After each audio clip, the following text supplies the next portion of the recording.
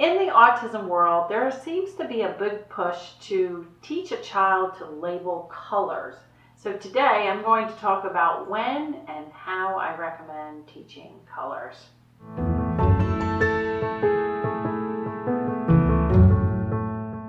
Hi, I'm Dr. Mary Barbera, autism mom, board certified behavior analyst, and best-selling author.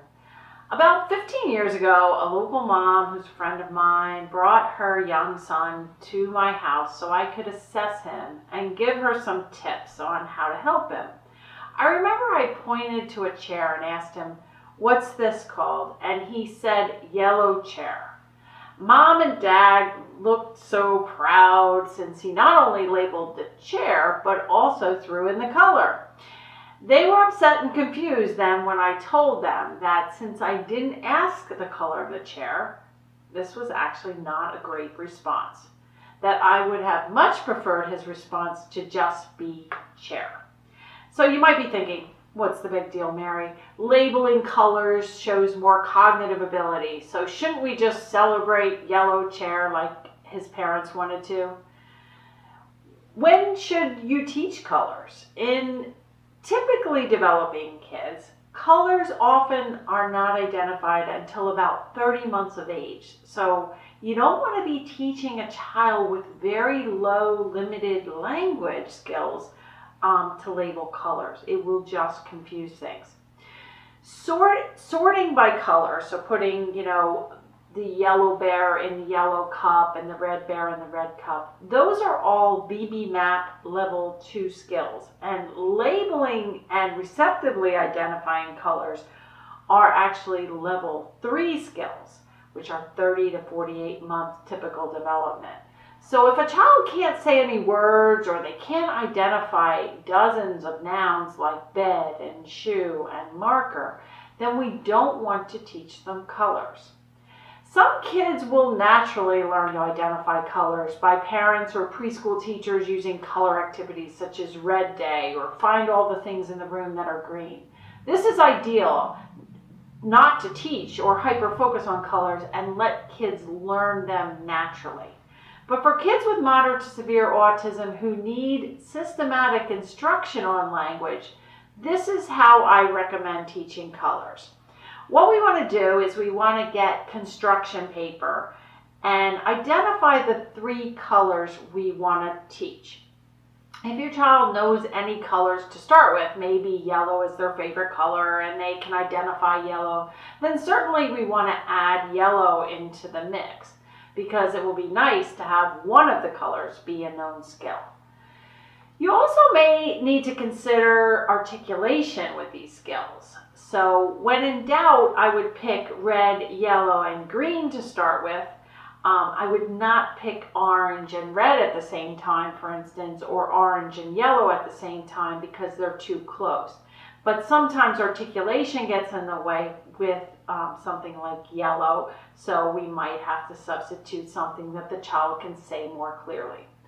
Also, we want to watch out for pastel colors because they look a little bit different, and I'd pick primary colors to start with and avoid teaching brown, black, and white, and certainly gray and pink would wait unless pink happens to be a favorite color.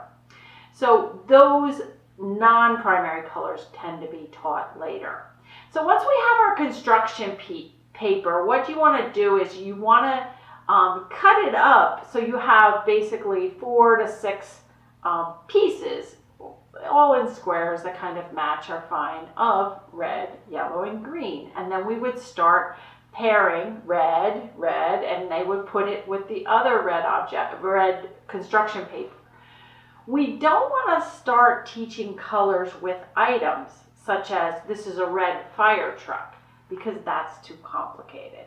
What we want to do is we want to teach colors with these sample swatches, and then once the child really knows colors, we can start combining the color plus the item name, which is much later down the line. While you're teaching these skills, these color skills, until the child is very fluent with red, yellow, and green without any prompts, I would hold off trying to pair the colors and trying to generalize it into the natural environment. And that may be tough because I'm telling you, parents and professionals really hyper focus on colors, because that's kind of what preschoolers learn. And like Nason's parents, they felt like, oh, this was a good sign to add a color. So there may be some undoing of colors you need to do. So 3 things you can do starting today to teach colors more effectively. Number 1, I would stop focusing on teaching colors to early learners. If you're a parent or a professional, you may need to spread the word about this, why teaching colors and focusing on combining colors with nouns too early is not a good idea.